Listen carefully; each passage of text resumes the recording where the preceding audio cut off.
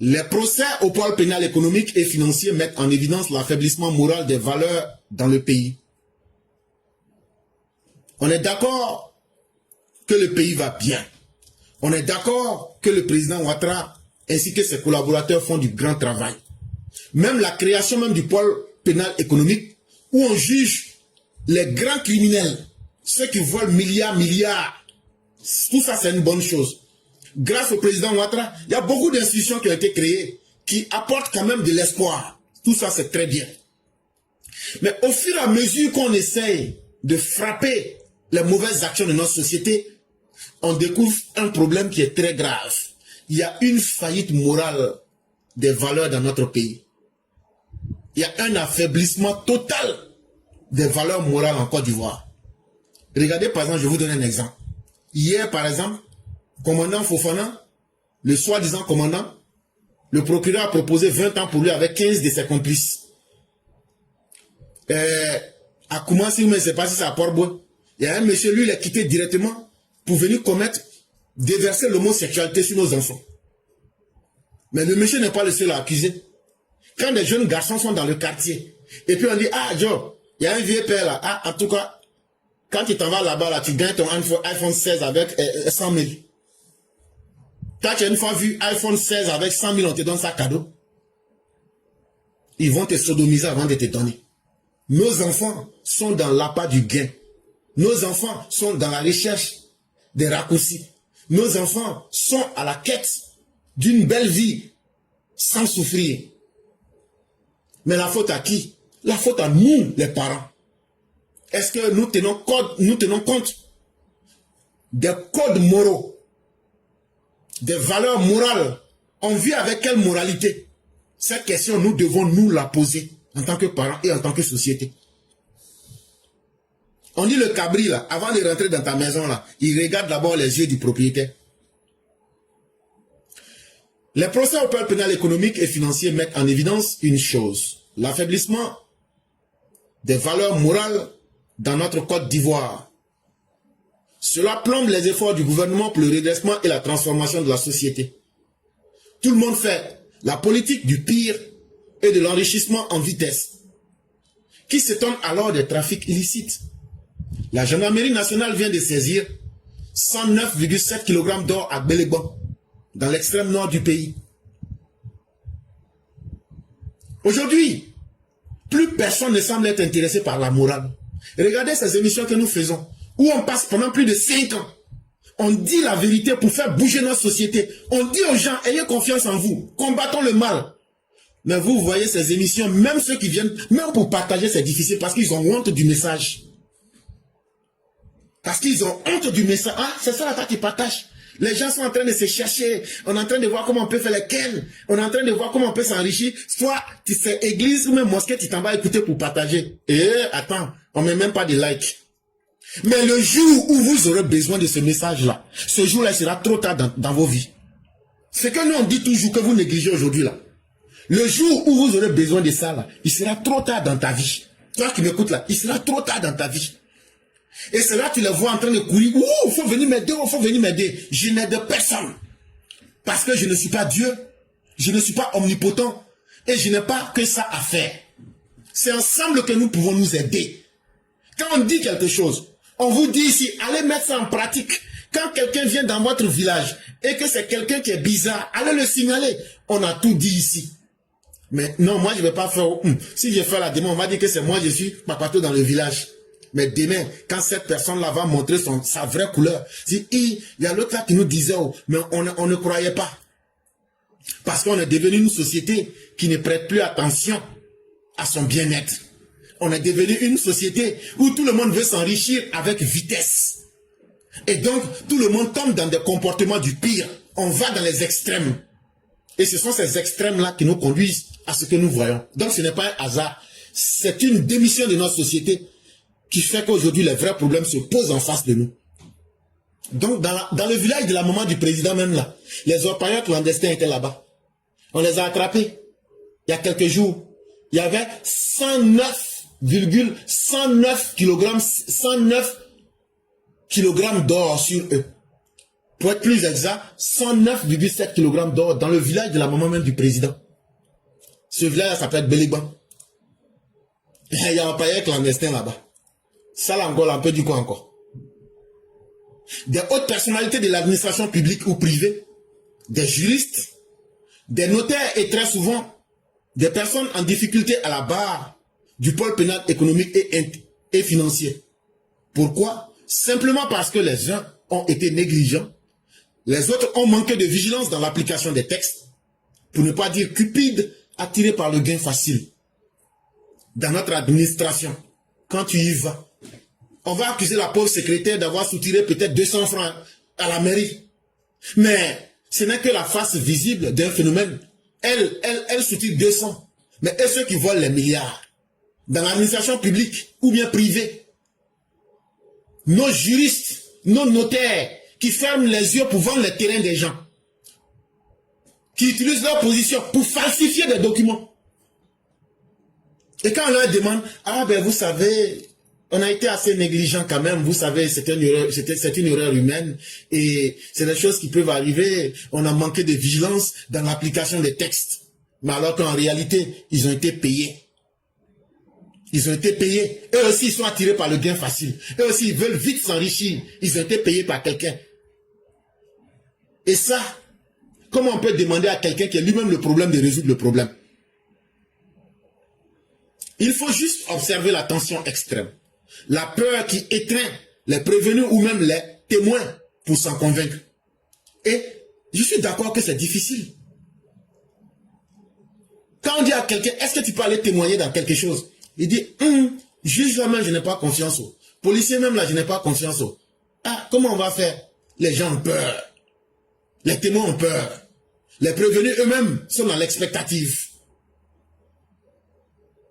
Et ça, c'est des choses qu'on voit. Parce que notre société n'a pas une colonne vertébrale en termes de moralité publique. En termes de comportement. Pour bien se comporter dans notre société, chacun fait comme il veut. Et dans une telle société, toi qui veux être correct, c'est toi qui es vu comme un idiot. Prenons par exemple l'affaire de la COUPEC. Portant sur les dossiers litigieux de succession, les notaires impliqués dans la liquidation des droits successoraux ont reconnu tous ou presque leurs erreurs dans le traitement des 4 cas présentés. Ils ont fait confiance à des personnes non assermentées pour la constitution des dossiers. Je n'ai pas moi-même vu les dossiers. Reconnais une notaire qui a perdu la voix à la barre. Ils ont pris des libertés avec les textes qui fondent leur profession. La seule chose qu'ils n'oublient pas, c'est de récupérer leur part du gâteau. Dans l'affaire de la COUPEC, où il y avait 4 traitements de droits de succession qu'on devrait liquider, au lieu que les notaires puissent aller vérifier les documents, s'assurer que les documents sont les bons et que la procédure est respectée, ils ont laissé des personnes, des civils, des gens qui n'ont aucune formation, apporter n'importe quoi en termes de documents. Eux aussi sont allés falsifier des documents. Ils sont venus ajouter ça. Quand l'affaire s'est retrouvée devant les juges, on dit à une des notaires, est-ce que vous aviez pris le temps de voir comment les dossiers étaient constitués? Elle dit devant tout le monde, je n'ai même pas vu les dossiers avec mes yeux. Ça veut dire, je n'ai même pas pris le temps de regarder. Quand c'est venu là, je leur ai dit là, tant que moi je gagne pour moi dessus, apportez-moi ma part du gâteau, c'est ça qui m'intéresse. Voilà comment notre pays fonctionne. Et avec ça, vous voulez que nous on ait confiance en des juges. Vous voulez que nous on ait confiance en des institutions. Vous voulez qu'on ait confiance à des gens qui ne font pas leur boulot. Quand des médecins sont dans les hôpitaux, en train de sélectionner les gens par leur ethnie et en train de les charcuter. Si Kone Katina est malade, qu'il va à l'hôpital, avec son nom Kone Katina, un xénophobe tribaliste va le charcuter parce qu'il s'appelle Kone Katina. Et avec ça, vous dites que non, faut pas que nos députés n'ont qu'à aller se soigner en Europe. On n'a qu'à venir se livrer aux mercenaires qui sont dans les hôpitaux. Aux mercenaires qui disent que la maman du président Ouattara devait faire avorter le président Ouattara. Il y a combien de nos mères à qui on impose la césarienne alors qu'elles n'en avaient pas besoin? À combien de nos malades? On leur fait payer des factures parce qu'ils sont douleurs ou bien ils sont bêtés ou bien ils ne sont pas de la bonne coloration ethnique. Parce que le nom suffit pour qu'on puisse déjà assouvir ses haines contre une personne. Ah, toi tu t'appelles Koudou? Marius Koudou, ça c'est très bien. Ah, Marius Koudou, je vais faire ta sauce. C'est pas Babo, il s'appelle Koudou Babo. Toi tu t'appelles Marius Koudou, il n'y a pas de problème. Tu vas voir ce que je vais te montrer aujourd'hui là. On va détruire la vie de Marius Koudou. Mais ce que tu ne sais pas là, c'est que ce nom que tu vois là, ça n'a rien à voir avec la personne elle-même. C'est un digne citoyen. C'est un humaniste. Et c'est quelqu'un qui n'a pas de coloration. C'est simplement un humaniste. Tu viens de détruire la vie de quelqu'un de bon, de bien. Voilà comment notre société fonctionne aujourd'hui. C'est vrai qu'on ne prend pas, on ne déchire plus la carte d'identité. Mais notre société est balkanisée, notre société est ségrégée, notre société est divisée. Parce que quand on me dit, Sali connaît, je dis, ah, ça c'est femme du Lao. Attends, elle n'est pas enceinte? Ah non, elle est en grossesse de 2 mois. Ah ok, il n'y a pas de problème. Ça là, c'est césarienne, elle va faire. Ça là, même si elle veut là, elle n'a qu'à aller prendre les anges. Quand elle va venir là, on va faire césarienne pour déchirer son ventre, de son cou jusqu'au bas-ventre. Et si ça, c'est pas suffisant même là, on va saboter le programme du gouvernement. On va vendre les médicaments. C'est comme ça que notre société est. Chacun fait semblant. Tant que le problème ne le touche pas, chacun fait semblant. Il n'y a pas de problème. Mais le problème ne te touche pas aujourd'hui. Mais demain là, ça va te toucher. Et quand ça va te toucher là, il ne faut pas crier, hein. Il faut accepter. Il faut accepter. Chacun veut prendre son gâteau. Chacun vit aujourd'hui, en amassant, en capitalisant le fruit de la malédiction. Vous pensez que le corps humain, c'est un sac vide? Vous pensez que quand tu regardes comment l'être humain quitte de l'état spermatozoïque pour se retrouver à être un être pensant, un être vivant, vous pensez que c'est une perte de temps? C'est Dieu qui a perdu son temps? Et ce corps physique-là, vous pensez que c'est un sac pour mettre les déchets publics là-dedans? Toi, tu vas manger n'importe quoi. Tu vas mettre n'importe quoi dans ton corps. C'est pourquoi, ce que vous accumulez, le négatif que vous accumulez dans le spirituel, Dieu transforme ça en maladie sur vos corps. Toi, tu te regardes, une maladie que tes arrière-parents n'avaient jamais eue. Toi, tu te retrouves à 20 ans, tu as insuffisance rénale. Tu penses que c'est simplement une cause physique. Oui, il y a le physique en fonction de ta manière de vivre. Mais il y a aussi ce que tu as accumulé. Souvenez-vous de la parole du prophète Jésus qui dit, ce n'est pas ce qui rentre en vous qui vous suit, mais c'est ce qui sort de vous. Mais pour que quelque chose sorte de toi, il faut que ça soit à l'intérieur de toi. Donc l'argent volé que vous prenez là, vous et vos descendants, vous allez mal finir et vous allez souffrir. Vous pensez que le mal que vous faites en volant l'argent public, ça empêche de créer des hôpitaux, ça empêche de créer des écoles. Vous condamnez certaines personnes à l'ignorance, à l'analphabétisme. Vous condamnez certaines femmes à mourir dans des conditions exécrables. Vous pensez que la nature se trompe? La nature là, c'est le meilleur des ordinateurs qui ne se trompe pas. Parce que la nature va remettre chaque chose à sa place. Parce que ce que tu sèmes, tu dois être capable de le récolter. Et vous créez volontairement la malédiction sur vous-même et sur votre descendance. Et sur votre société. Et demain, vous êtes étonné quand vient l'heure d'assumer les conséquences. Mais il n'y a pas que eux. La COUPEC a poursuivi son ancienne collaboratrice qui a, elle, été incapable de formuler clairement le montant des préjudices à la barre. L'avocat de la prévenue avait gagné le procès au point sur cet aspect parce que, à la question de savoir le préjudice subi par la structure COUPEC, les représentants de la microfinance ont été incapables de le dire. De 500 millions de francs CFA au départ, le montant a été finalement arrêté à 138 millions de francs CFA. Venir à un tel procès et se montrer évasif, il faut le faire. Voilà une collaboratrice de la COUPEC Les gens vont déposer leurs petites épargnes. Elle a volé 500 millions dedans. Mais quand on était devant les juges, au procès, on dit tu as volé combien? Elle dit moi-même je ne sais pas où. On dit comme toi tu ne sais pas là. Ceux qui sont victimes là, eux ils savent. Vous la coupez en tant que structure, elle a volé combien? Et ils disent ah nous on pense que on ne sait pas où. Mais le on ne sait pas là, vous pensez que c'est quoi? La femme là, c'est pas elle seule qui a volé les 500 millions. Donc ça veut dire, eux ne font pas de compte. Jusqu'à l'argent va disparaître jusqu'à 500 millions. Donc finalement là, ils se sont entendus que c'est 138 millions qui ont été volés. Ni la voleuse, ni la victime ne sont capables de dire les vrais montants. Parce que c'est pas leur argent. Parce que c'est l'argent des Ivoiriens. Et vous voulez que nous on ait confiance pour aller mettre notre argent là-bas. Moi là, vrai là, je ne mets plus mon argent en Côte d'Ivoire. En tout cas, je ne mets plus mon vrai argent en Côte d'Ivoire. Ça c'est fini. Et je ne peux pas conseiller à un aventurier qui souffre d'aller mettre son argent en Côte d'Ivoire. Un matin, on va te dire que ça disparaît. On en a vu des expériences. Hein? Et donc là, moi je ne peux plus être hypocrite pour mentir à quelqu'un. Alors que nous avons des millions qui sont emmagasinés ici. Mais on n'a pas confiance en la Côte d'Ivoire. Avec tout ce qu'on a vécu. Et avec tout ce qu'on continue de voir.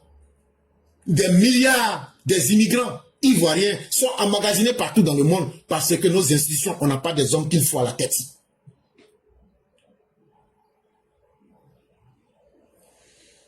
Mais comme nous sommes sur un monde où tout est possible, est-ce qu'il faut totalement perdre espoir? Non. Le gouvernement fait d'énormes efforts pour soutenir et redresser le pays. Celui qui dit qu'il n'y a pas eu des avancées notables est un hypocrite. Quand tu vas même dans nos banques, même pour faire des retraits, c'est un problème. Tout dernièrement, quand j'étais à Abidjan, j'ai fait exprès. Parce que moi-même, même quand je vais à Abidjan maintenant, je compte même plus sur les banques là. Je préfère faire directement mes transactions. Quand je suis à Abidjan là, je m'envoie moi-même de l'argent et puis je m'en vais retirer rapidement. Parce que dans nos banques là, il faut connaissance pour connaissance. Si on dit déjà connaissance là, moi là, je ne peux pas faire ligne dans une banque. Moi qui vous parle là, je ne peux pas. Mais est-ce ceux qui n'ont pas la possibilité d'être comme moi? Et tellement ça va m'énerver là. Donc je dis, je ne vais même pas dans les banques, même. Je fais mes transactions directement. Mais, il y a des avancées notables aussi, comme dans le secteur de la formation-éducation, dans le secteur social. Beaucoup de bonnes choses sont effectuées. Par exemple, en Côte d'Ivoire, en 2011, on avait 55 980 classes dans le public. Aujourd'hui, le gouvernement a pu ajouter et on se retrouve à 95 328 classes en 2025. En ce qui concerne les lycées et les collèges, on est passé de 294 lycées et collèges en 2011 à 902 en 2025. Donc, il y a 608 nouveaux établissements. Tout ça, c'est très bien. Parce que si tu ne dis pas aussi le bien qui est fait, ce n'est pas sérieux. L'enseignement technique aussi n'est pas en reste. Mais, il y a un problème qui reste encore. Est-ce que la formation qu'on donne dans ces écoles-là, est-ce que ça répond aux besoins de l'employabilité sur le terrain? Est-ce que la formation qui est donnée là est adaptée à la réalité sur le terrain? Ça là, c'est aussi un problème qu'on doit voir. On a besoin de quoi pour faire évoluer notre société? Il faut dire la vérité aux gens.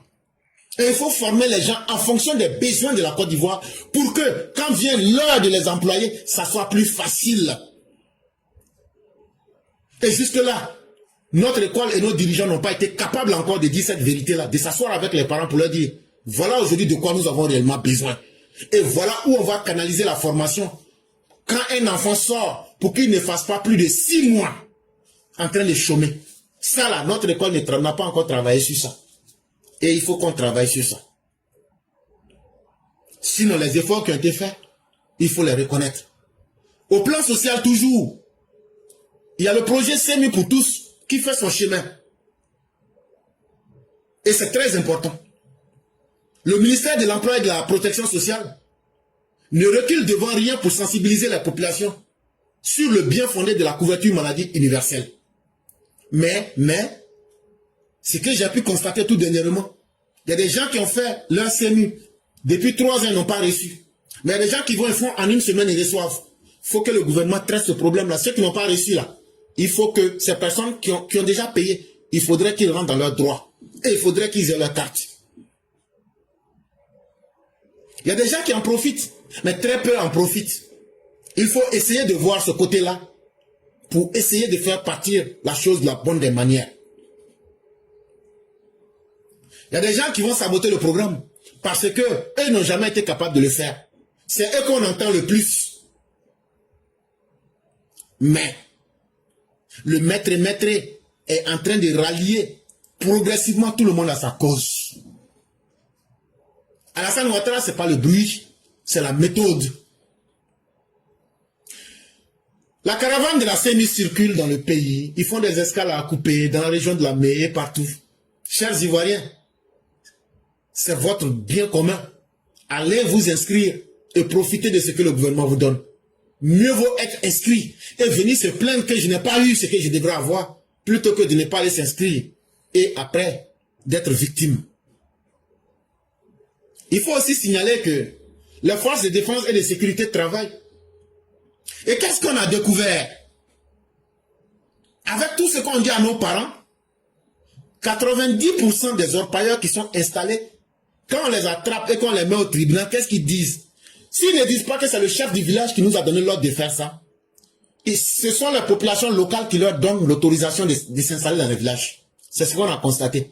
Ce que je dis là, quand on a attrapé les orpailleurs clandestins là, et puis on les a coincés là, devant les tribunaux là, ils disent à 90%, c'est vous, nos parents ivoiriens là, c'est vous qui leur permettez de s'asseoir dans vos villages. Donc là, nous on ne va plus donner conseil à quelqu'un encore. Mais je prie Dieu pour que les orpailleurs clandestins n'ont qu'à vous égorger, n'ont qu'à violer vos enfants. Je prie Dieu pour que les orpailleurs clandestins n'ont qu'à avoir assez d'armes pour vous calacher dans vos villages. Du nord au sud, de l'est à l'ouest. Je prie Dieu pour que les orpailleurs clandestins, les djihadistes, l'argent qu'ils prennent pour donner, ils n'ont qu'à tuer vous et vos parents. On ne va plus vous donner conseil encore. Les forces de défense et de sécurité sont en train de se tuer pour vous nuit et jour. Regardez les orpailleurs clandestins qui ont été arrêtés avec 109 kg. Je vais dire même 110 kg. 110 kg d'or. C'est des Guinéens. Ils viennent enlever vous votre or. Comme vous êtes maudits à Béléban. Vous ne connaissez pas la valeur de l'or. Vous leur permettez d'enlever votre or. Et puis après, eux contournent le poste frontière de Béléban. Et puis ils rentrent en Guinée avec ça. Ça là.